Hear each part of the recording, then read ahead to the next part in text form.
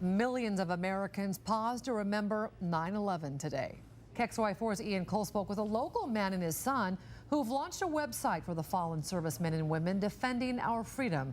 And he joins us now live in the newsroom with that, Ian. And Nadine, more than 7,000 servicemen and women have lost their lives in Iraq and Afghanistan since 9/11.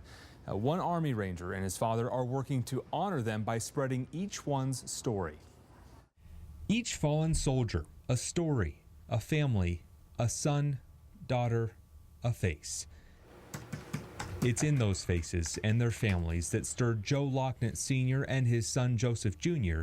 to honor them. He's an amazing young man. Joe Locknett Jr. is an Army Ranger who just returned from his 12th deployment to the Middle East.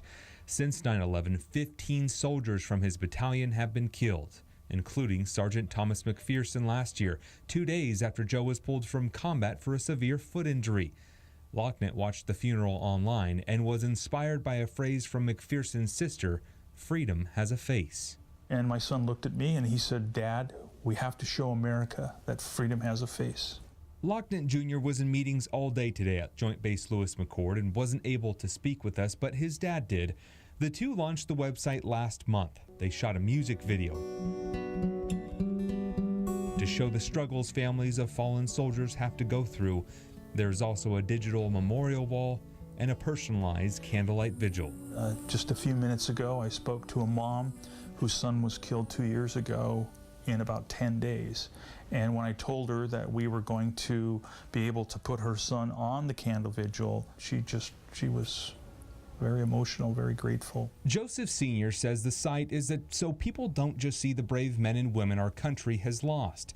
It's so you know their story, their name, and remember their face. And we want everyone in patriotic unity to support those that gave up all their tomorrows for freedom's sake. And right now on the site, they have about 100 soldiers honored, but are waiting to add 7,000 more from current operations and past wars. Now, we have put a link to that website on our website, KXLY.com. Ian Cole, KXLY4 News.